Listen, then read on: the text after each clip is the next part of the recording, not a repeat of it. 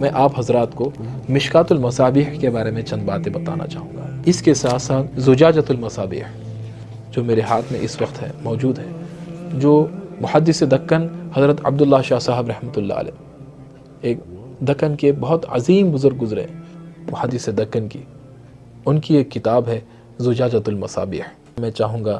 کہ اس پر روشنی ڈالوں۔ جب احادیث کی بے شمار کتب لکھی گئی، پھر امام بغوی رحمۃ اللہ علیہ، ایک بہت بڑے عظیم محدث گزرے امام بغوی، المتوفی 516 ہجری، انہوں نے ایک حدیث مبارکہ کی ایک کتاب لکھی، اس کا نام ہے مصابیح السنہ۔ انہوں نے یہ چاہا کہ جو احادیث کی بے شمار کتابیں ہیں، بخاری، مسلم، ترمذی، ابو داؤد، نسائی، ابن ماجہ، پھر اس کے بعد اس سے پہلے مسند احمد بن حنبل وغیرہ، تمام کی تمام کتب احادیث کی، اتنے بڑے ذخائر ہر کے ہاتھ میں تو نہیں ہو سکتے، نہ اس کے پاس اتنی کیپیسٹی ہوتی ہے رکھنے کے لیے، نہ اس کے پاس اتنے وسائل ہوتے ہیں کہ وہ اتنے کتب کو خریدیں۔ اب آج کے زمانے تو پرنٹنگ پریس ہے، لیکن ان زمانوں میں تو لوگ اپنے ہاتھوں سے لکھا کرتے تھے۔ انہوں نے چاہا احادیث کی کتب کو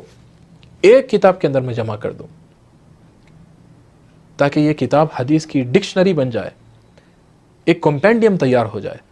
تاکہ جب اس کتاب کو لوگ پڑھنا شروع کریں تو بخاری بھی پڑھیں، مسلم بھی اس میں آ جائے، ترمذی بھی آ جائے، ابو داؤد، نسائی، ابن ماجہ اور کئی ساری کتب اس کے اندر احادیث کی جمع ہو جائیں۔ تو بجائے کوئی شخص اتنی ساری کتابیں لینے کے، ایک اگر کتاب پڑھ لے تو اس کو آسانی اس کے اندر حاصل ہو جائے گی۔ تو اس نیت کے ساتھ انہوں نے ایک کتاب لکھی، اس کا نام ہے مصابیح السنہ، اور اس کتابوں کے اندر انہوں نے ریفرنسز نہیں ڈالے، اخرجہ صحیح بخاری، اخرجہ صحیح مسلم، یعنی کہ حدیث بس بیان کر دی، اس میں ریفرنسز نہیں دیے کہ یہ حدیث کس کتاب سے انہوں نے لی، اور صحابی رسول کا بھی انہوں نے نام نہیں لکھا، یعنی کہ کس صحابی رسول نے روایت کیا انہوں نے نام بھی نہیں لکھا، بس انہوں نے حدیث مبارکہ کو لکھ دیا، جمع کر دیا۔ ان کا یہ انٹینشن تھا کہ بس میں چاہوں کہ بہت ساری کتابوں کو ایک کتاب کے اندر جمع کر دو۔ انہوں نے یہ کام کیا، وہ بتانا چاہتے تھے کہ یہ چیپٹر کے اندر میں نے بخاری اور مسلم سے احادیث لکھی، لیکن انہوں نے بخاری اور مسلم کے حوالے نہیں دیے اس زمانے میں، اور یقیناً وہ ایسے دور تھے جس میں بخاری مسلم کی حدیث نمبر نہیں ہوتے تھے، یہ سارے کام بعد میں ہوئے۔ حدیث نمبر وغیرہ اس زمانے میں اس چیز کے اوپر زیادہ فوکس نہیں کیا جاتا تھا، حدیث نمبر کیا ہے وغیرہ، ابواب لکھ دیے جاتے تھے، کتاب کے نام ہوتے تھے، ابواب لکھ دیے جاتے تھے، یہ کام اس دور میں ہوا کرتا تھا۔ اکثر و بیشتر لوگ حدیث نمبر وغیرہ جیسا انٹرنیشنل نمبرنگ اب آ چکی ہے،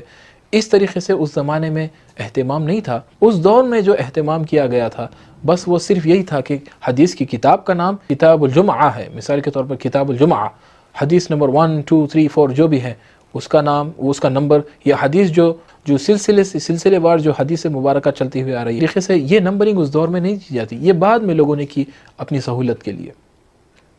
تو میں یہ عرض کر رہا تھا کہ امام بغوی رحمۃ اللہ علیہ نے جو کتاب لکھی مصابیح السنہ، اس کے اندر انہوں نے 2 چیپٹرز بنوائے۔ ایک تو انہوں نے بنایا الصحاح کا چیپٹر، جس میں انہوں نے یہ بات لوگوں کو بتا دی کہ یہ چیپٹر کے اندر صحیح الاسناد احادیث موجود ہے بخاری اور مسلم سے۔ اس کے بعد سیکنڈ جو انہوں نے چیپٹر بنوایا وہ ہے الحسان، وہ احادیث جو بخاری اور مسلم میں نہیں ہیں، تو انہوں نے ایک کمپینڈیم لکھا، اور پھر اسی طریقہ ایک کمپینڈیم امام نووی رحمۃ اللہ علیہ نے بھی لکھا، اس کتاب کا نام ہے ریاض الصالحین، یہ بھی بہت بڑی مشہور کتاب ہے ریاض الصالحین، المتوفی 676 ہجری 676 ہجری۔ انہوں نے بھی ایک کمپینڈیم، ایک انسائکلوپیڈیا، ایک ڈکشنری کی طرح ایک حدیث کی کتاب لکھی تاکہ لوگوں کو سہولت ہو سکے۔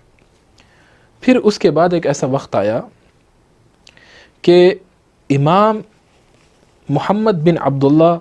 الخطیب التبریزی رحمۃ اللہ علیہ، یہ بہت بڑے محدث گزرے ہیں، انہوں نے چاہا کہ جو کتاب مصابیح السنہ، اس کے اندر میں ایسا کچھ کر دوں کہ جس میں لوگوں کو اور سہولت حاصل ہو جائے اور لوگ آسانی کے ساتھ اس کو پڑھ سکیں، اور انہیں چاہا کہ اس کے اندر مزید آسانیاں لوگوں تک بنا دوں۔ تو انہوں نے چاہا کہ تھوڑا سا اس کتاب کو امپروومنٹ کرتے ہیں، تو انہوں نے مصابیح السنہ جو تھی حدیث کی کتاب، اس کو تھوڑا سا امپروو کیا، تھوڑا سا انہینس کیا، ترتیب وہی رکھی لیکن انہوں نے 3 ابواب قائم کیے، فصل اول، فصل الثانی، فصل الثالث، یعنی کہ سب سے پہلے فصل اول کے اندر انہوں نے ان تمام احادیث کو لکھا جو بخاری اور مسلم سے موجود تھی۔ پھر اس کے بعد انہوں نے فصل ثانی، سیکنڈ چیپٹر، سیکنڈ سیکشن انہوں نے بنایا جس کے اندر وہ احادیث جو صحاح ستہ کے اندر موجود تھیں، وہ احادیث کو انہوں نے جمع کیا، جو احادیث صحاح ستہ کے اندر موجود تھی ان احادیث کو انہوں نے جمع کیا۔ پھر تیسرا آیا فصل الثالث۔ فصل ثالث جو ہوتا تھا، فصل ثالث وہ فصل جس کے اندر وہ احادیث موجود ہوتی تھیں یا امام حاکم رحمۃ اللہ علیہ نے بیان کی ہوں یا امام بیہقی رحمۃ اللہ علیہ نے بیان کی ہوں، وہ احادیث کی کتب جو صحاح ستہ میں موجود نہیں ہیں، جو صحاح ستہ میں موجود نہیں ہے، صحاح ستہ سے ہٹ کر یا کتب ستہ سے ہٹ کر جو احادیث کی کتب میں یہ احادیث موجود ہوں، ان احادیث کا ذکر انہوں نے فصل الثالث کے اندر کیا، تھرڈ چیپٹر کے اندر، تھرڈ بک کے اندر۔ تو انہوں نے یہ 3 ڈیفرنٹ سیکشنز تیار کیے۔ پہلے سیکشن میں وہ احادیث جو صرف اور صرف بخاری مسلم سے ہوں، دوسرے سیکشن میں وہ احادیث جو صحاح ستہ سے ہوں، بخاری مسلم سے ہٹ کر جو 4 کتابیں ہیں 6 کمپینڈیمز میں سے، ان میں سے ہوں، ان کو انہوں نے جمع کیا کتب ستہ کے۔ پھر اس کے بعد تیسرا جو سیکشن ہے فصل الثالث، اس کے اندر انہوں نے کتب ستہ، یہ 6 کی 6 احادیث کی کتابوں سے ہٹ کر جو دوسری احادیث کی کتب ہیں اس کو انہوں نے جمع کیا۔ اب یہ جو حدیث کی کتاب میرے پاس اس وقت موجود ہے، پھر اس کی بعد میں تخریج کی گئی، یہ تحکیم کے ساتھ ہے۔ ایک صاحب ہیں، ان کا نام ہے شیخ زبیر علی زئی، یہ دراصل اہل حدیث مکتب فکر کے ایک مولانا ہیں، انہوں نے اس کی تحکیم کی بعد میں، یعنی کہ اس کے اندر ہر حدیث مبارکہ کی سند موجود ہے، سند کے ساتھ پھر اس میں راوی بھی موجود ہے، پھر اس کے ساتھ پوری مکمل صحابی رسول صلی اللہ علیہ وسلم کا نام بھی موجود ہے جنہوں نے حدیث مبارکہ کو روایت فرمایا، پھر اس کے ساتھ تحکیم بھی موجود ہے کہ یہ حدیث مبارکہ کی سند کیا ہے، یہ حدیث صحیح ہے یا حسن ہے یا ضعیف ہے، کس درجے میں یہ حدیث مبارکہ، اس کی سند کیا ہے، وہ بھی اس کے اندر موجود ہے۔ تو بعض لوگوں نے ہر دور میں اس کو انہینس کیا اور پھر اس کے اندر انٹرنیشنل نمبرنگ کے ساتھ حدیث مبارکہ موجود ہے کہ مشکات المصابیح وہ کتاب بنی جو حدیث مبارکہ کمپینڈیم بن گئی۔ تو یہ حدیث کی کتاب ایک کمپینڈیم کی حیثیت سے لوگوں کے اندر عام ہوتی چلی گئی۔ پھر اس کے بعد دکن کی سرزمین کو یہ اعزاز حاصل ہوا کہ وہاں پر محدث دکن ابو الحسنات علامہ سید عبداللہ شاہ صاحب رحمۃ اللہ علیہ بن السید مظفر حسین، انہوں نے ایک کتاب لکھی اور آپ کے متوفہ ہے 1384 ہجری 1384 میں آپ کا وصال ہوا، اور آپ نے ایک بہترین کتاب لکھی، اس کا نام ہے زجاجۃ المصابیح۔ یہ جو میرے پاس اس وقت مطبوعہ ہے، یہ کتاب کا مطبوعہ جو ہے یہ کراچی پاکستان کا ہے، اور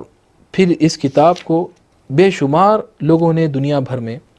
اس کو شائع کیا۔ یہ اب یہاں پر ایک دلچسپ بات یہ ہے کہ تاریخ میں جو ائمہ گزرے ہیں، خواہ وہ محدثین ہوں، مفسرین ہوں، محققین ہوں، متقدمین ہوں، فقہا ہوں، ان کی کثیر تعداد شواف ہیں، شافعی حضرات بہت کثیر تعداد میں ہوئے ہیں، اور جو فالوورز ہیں، جو عوام الناس ہیں، ان کی تعداد کثرت سے وہ احناف ہیں۔ اور بر صغیر پاک و ہند کے اندر آپ دیکھیے 65% آف دا مسلم پاپولیشن یہ ایشیا میں رہتا ہے، اور ایشیا کا ایک بہت بڑا حصہ انڈیا، پاکستان، بنگلہ دیش اور سری لنکا، یہ سارے کے سارے لوگ، ان کی جو اکثریت ہے وہ احناف کی ہے۔ ملیشیا، انڈونیشیا میں شوافے رہتے ہیں، پھر افغانستان جیسے ملک کے اندر وہاں پر بھی احناف ہیں۔ وہ لوگ امام ابو حنیفہ رحمۃ اللہ علیہ کے نظریات کو معتبر مانتے ہیں، اور امام ابو حنیفہ رحمۃ اللہ علیہ کے جتنے نظریات ہیں وہ نعوذ باللہ کوئی قرآن اور حدیث سے ہٹ کر نہیں ہیں۔ انہوں نے جو کچھ باتیں فرمائی ہیں وہ احادیث کی کتب کے اندر اس کے حوالے موجود ہیں۔ اگر احناف دوسری مرتبہ رفع الیدین نہیں کرتے تو اس کی دلیل موجود ہے، اگر احناف ناف کے نیچے ہاتھ باندھتے ہیں تو اس کی دلیل موجود ہے۔ لیکن ہوا یہ تھا کہ شافعی تھے، انہوں نے جو کتاب لکھی تھی مصابیح السنہ، جو بھی نماز کے مسائل یا روزے کے مسائل، جو بھی ابواب انہوں نے چیپٹرز بنائے تھے، وہ پورے کے پورے احادیث انہوں نے بخاری مسلم سے جمع کی تھی، اور جتنی احادیث کی کتب سے انہوں نے جمع کی تھی، شافعی مسلک کو مد نظر رکھتے ہوئے انہوں نے اس کتاب کو لکھا تھا، جن احادیث سے امام شافعی رحمۃ اللہ علیہ کا مسلک ثابت ہوتا ہے۔ یعنی کہ وہ کسی مسلک کو ثابت کرنے کے لیے حدیث شریف کی کتاب نہیں لکھے تھے، لیکن انہوں نے جو حدیث کی کتاب لکھی تھی، کیونکہ امام بخاری رحمۃ اللہ علیہ کے بارے میں بھی آتا ہے کہ آپ شافعی تھے، لیکن بعض کا یہ قول ہے کہ وہ خود مجتہد تھے، لیکن اگر وہ خود مجتہد تھے تو پھر بعض لوگوں نے اس کے بارے میں اختلاف کیا کہ پھر ان کا مذہب کہاں گیا؟ کیا وہ خود ہی سے ختم ہو گیا؟ نہیں، ایسا تو نہیں ہو سکتا۔ تو بہت سارے کثیر تعداد میں جو محدثین تھے ان کی اکثریت شوافع تھی، وہ شافعی المذہب تھے۔ تو امام بغوی رحمۃ اللہ علیہ نے جب مصابیح السنہ لکھی تو پھر اس کتاب کے اندر وہ تمام کے تمام مسائل ہیں which are related to the jurisprudential law of the Shafi'is۔ اس کے اندر آپ کو یہ احادیث نہیں ملے گی کہ ہاتھ ناف کے نیچے باندھنا ہے، یہ نہیں ملے گا۔ اس کے اندر آپ کو یہ احادیث نہیں ملے گی مثلا شافعی حضرات کے نزدیک اگر عورت کو ہاتھ لگا دیا جائے تو وضو ٹوٹ جاتا ہے، شوافع کے نزدیک اگر خون بہ جائے تو وضو برقرار رہتا، لیکن احناف کے نزدیک اگر خاتون کو ہاتھ لگا دے، اپنی کوئی شخص اپنی بہن ہو یا بیٹی ہو یا زوجہ ہو اگر ہاتھ لگا دے، یا ماں بھی ہے اگر ہاتھ لگا دے تو اس کا وضو نہیں ٹوٹتا، اس میں مسئلہ ہوتا ہے شہوت کا، یہ چیز بیچ میں آ جاتی ہے۔ اور احناف کے نزدیک اگر خون بہ جائے تو فوراً وضو ٹوٹ جاتا ہے، تازہ وضو کرنے کی ضرورت ہے۔ تو امام ابو حنیفہ رحمۃ اللہ علیہ کا جو فتویٰ ہے وہ بھی احادیث کے اور قرآن اور سنت کے مطابق ہے۔ امام شافعی رحمۃ اللہ علیہ کا فتویٰ وہ بھی قرآن اور سنت کے مطابق ہے، اور اہل سنت والجماعت امام ابو حنیفہ کو بھی حق مانتی ہے، امام شافعی کو بھی حق مانتی ہے، امام احمد بن حنبل، امام مالک، سارے کے سارے فقہاء کرام کے فتوے کو حق مانتی ہے۔ الحمدللہ ہم سب کا ادب کرتے ہیں۔ امام احمد بن حنبل رحمۃ اللہ علیہ نے اتنا اختلاف کیا اپنے شیخ امام شافعی سے، اپنا مذہب ہی نیا بنا دیا، لیکن ادب ایسا ہوتا تھا کہ امام شافعی رحمۃ اللہ علیہ اونٹ پر ہوتے تھے، اپنی سواری پر ہوتے تھے، اور امام احمد بن حنبل رحمۃ اللہ علیہ سواری کی نکیل پکڑ کر امام شافعی رحمۃ اللہ علیہ کے ساتھ ساتھ چلا کرتے تھے۔ یہ ادب تھا، اختلاف اپنی جگہ تھا، انہوں نے خود اجازت دی تھی، اور فقہاء یہ فرماتے تھے کہ اگر ہماری رائے تم کو قرآن اور سنت سے مختلف لگے تو ہماری رائے کو دیوار پر مار دو۔ یہ فقہاء کرام ہمیشہ ہر دور میں فرماتے رہے، تو فقہاء کرام نے اپنی زندگی دی اس کے لیے۔ تو پھر ہوا یہ کہ حضرت خطیب جب مشکات المصابیح لکھی تو ساری دنیا میں اس کتاب کو ایک اہمیت حاصل ہوئی۔ مصر کے اندر بھی لوگوں نے اس کتاب کو اپنے یعنی کہ جامعہ الازہر جیسے بڑے بڑے ادارے کے لوگوں نے اس کتاب کو اپنے سلیبس کے طور پر لوگوں کو پڑھانا شروع کیا، اس کا سماع کرنا شروع کیا، اس کو حفظ کرنا شروع کیا، مشکات المصابیح کو۔ لیکن جو ایشیا کے اندر جو مسلمان رہا کرتے تھے، خاص طور سے ایشیا کے اندر جو امام ابو حنیفہ رحمۃ اللہ علیہ کے فتوے کو معتبر جانا کرتے تھے، اور دوسرے دنیا کے ممالک کے اندر جو لوگ احناف کے امام ابو حنیفہ رحمۃ اللہ علیہ کے فتوے کو، یا امام شیبانی رحمۃ اللہ علیہ کے فتوے کو، یا امام محمد رحمۃ اللہ علیہ کے فتوے کو، جو امام ابو حنیفہ رحمۃ اللہ علیہ کے شاگرد تھے، ان کے فتاوے کے مطابق چلا کرتے تھے، اور ایک زمانے سے تسلسل چلتا آ رہا تھا۔ اور امام بخاری رحمۃ اللہ علیہ کے کئی سارے اساتذہ ایسے ہیں جن سے امام ابو حنیفہ رحمۃ اللہ علیہ کی ملاقات ثابت ہے، ان کے پاس تلمس طے کرنا، ان کے ساتھ بیٹھنا، ان کے پاس علم دین حاصل کرنا ثابت ہے۔ میرے پاس یہ ساری چیزیں لکھی ہوئی ہیں لیکن وقت اجازت نہیں دیتا۔ امام وقی بن الجراح ہیں، امام حماد بن زید ہیں، امام عبداللہ بن مبارک ہے، امام مالک بن انس ہے، اور بھی بہت سارے محدثین سے گزرے ہیں۔ تو جب مشکات المصابیح کو اللہ تعالیٰ نے ساری دنیا میں ایک عظیم شہرت بخشی تو ایشیا کے لوگوں کو کچھ مشکلات درپیش آئی کہ اس کتاب کے اندر فقہی جو مسائل ہے وہ امام شافعی رحمۃ اللہ علیہ کے فقہ کے مطابق، انہوں نے جب کہ اس کتاب کو کھولا تو اس کے اندر وہ احادیث موجود نہیں تھے جس میں حضور صلی اللہ علیہ وسلم نے رفع یدین دوسری مرتبہ نہیں کیا ہو۔ احناف ایک مرتبہ رفع الیدین کرتے ہیں، دو بار نہیں کرتے، سمع اللہ لمن حمیدہ کے بعد تو نہیں کرتے، لیکن ایک بار ضرور کرتے ہیں، تو وہ احادیث اس کے اندر موجود نہیں تھیں۔ ایسے درجنوں مسائل ہیں جس پر امام ابو حنیفہ کا اختلاف ہے، امام شافعی کا اختلاف ہے، بہت سارے ائمہ کا اختلاف ہے۔ ایسی صورت میں تو اللہ تعالیٰ نے ہند کو پھر سعادت بخشی۔ حضرت عبداللہ شاہ صاحب رحمۃ اللہ علیہ نے یہ کتاب لکھی جو مشکات المصابیح کی طرز پر ہے، مشکات المصابیح کی طرز پر انہوں نے کتاب لکھی، اور اس کتاب کی نوعیت، اس کتاب کی خاصیت یہ ہے کہ انہوں نے تمام وہ احادیث جو امام ابو حنیفہ رحمۃ اللہ علیہ کے مذہب کو ثابت کرتی تھیں، اور وہ احادیث جو حضور صلی اللہ علیہ وسلم نے بیان فرمایا تھا، وہ بڑا احادیث کا ذخیرہ جو مشکات المصابیح کے اندر موجود نہ تھا یا مصابیح السنہ کے اندر موجود نہ تھا، ان احادیث کے ذخیرے کو امام حضرت عبداللہ شاہ صاحب رحمۃ اللہ علیہ محدث دکن نے اپنی کتاب زجاجۃ المصابیح میں انہوں نے جمع فرمایا، اور پھر اس کے اندر وہ تمام احادیث کو انہوں نے جمع فرمایا جو احادیث امام ابو حنیفہ رحمۃ اللہ علیہ کے مسلک کے مطابق، اور ایشیا کے 65% سے زیادہ جو مسلمان رہتے ہیں ان کے جو زندگی بھر کے جو مسائل ہیں تمام کے تمام مسائل کا حل دیا. اور نور المصابیح، زجاجۃ المصابیح ایسی کتاب انہوں نے لکھی جو بالکل مشکات المصابیح کی طرز پر لکھی، لیکن احناف کے تمام مسائل اس کے اندر انہوں نے بیان فرما دی. لوگ چیز کا اعتراض کرتے تھے کہ ابو حنیفہ رحمۃ اللہ علیہ کے ماننے والے امام ابو حنیفہ رحمۃ اللہ علیہ یہ اصحاب الرائے میں سے ہیں، ان کے لوگ اصحاب الرائے میں سے ہیں، ان کا کوئی مسلک نہیں ہے، اصل لوگ تو شوافے ہیں. امام ابو حنیفہ رحمۃ اللہ علیہ کا جو بھی مسلک ہے وہ قرآن اور حدیث سے ہٹ کر ہے معاذ اللہ، لیکن ایسا نہیں. امام ابو حنیفہ رحمۃ اللہ علیہ کا مسلک احادیث پر، تو امام حضرت عبداللہ شاہ صاحب رحمۃ اللہ علیہ نے وہ تمام کی تمام آیات، وہ تمام کی تمام احادیث مبارکہ اس کتاب میں جمع فرما دی. یہ بہت ضخیم کتاب اور ایک تحفہ ایشیا کے خاص طور کے مسلمانوں کے لیے یہ کتاب لکھی. اور اس کا ترجمہ اس وقت میرے ہاتھ میں جو ترجمہ موجود ہے یہ حضرت مولانا خواجہ شریف دامت برکاتہم العالیہ جو شیخ الحدیث تھے جامعہ نظامیہ کے، انہوں نے یہ کتاب کا ترجمہ فرمایا. میرے والد محترم محمد محی الدین انور رحمۃ اللہ علیہ، اللہ تعالیٰ نے میرے والد محترم کو یہ اعزاز بخشا تھا کہ وہ محدث دکن رحمۃ اللہ علیہ کی سنگتوں میں گزارا. ان کا بچپن جس مکان میں میرے والد محترم رہا کرتے تھے اس مکان کے بالکل متصل محدث دکن رحمۃ اللہ علیہ کا مکان تھا. بڑے بڑے وزراء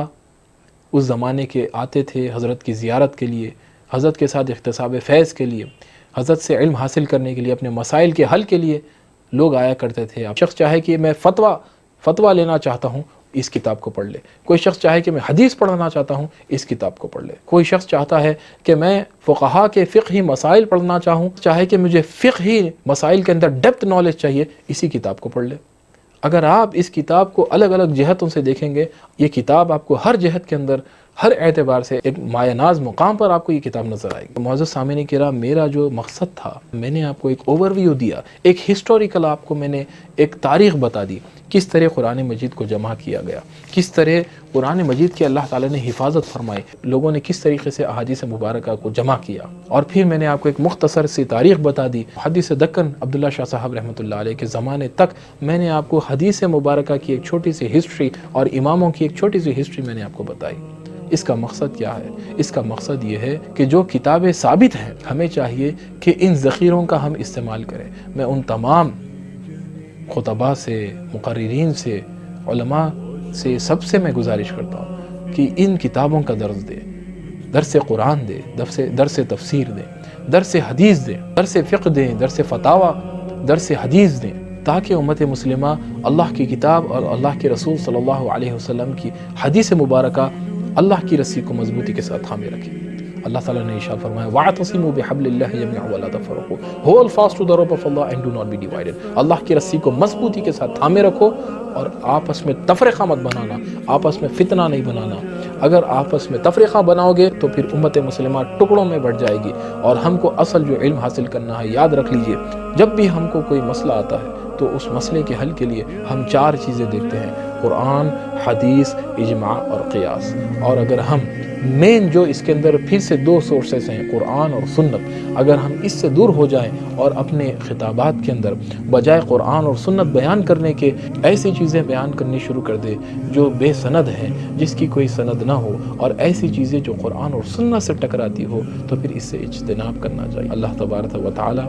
ہم سب کو عمل صالح کی توفیق عطا فرمائے. اللہ تبارک و تعالی ہم سب کو نیک ہدایت دے، اور اللہ تبارک و تعالی ہم سب سے دین کا کام لے. اللہ تبارک و تعالی ہمیں قرآن اور سنت پر عمل کرنے والا بنائے. اللہ تبارک و تعالی ہمارے آنے والی نسلوں کی حفاظت فرمائے. آمین. وآخر دعوانا ان الحمد للہ رب العالمین. والسلام علیکم ورحمۃ اللہ وبرکاتہ.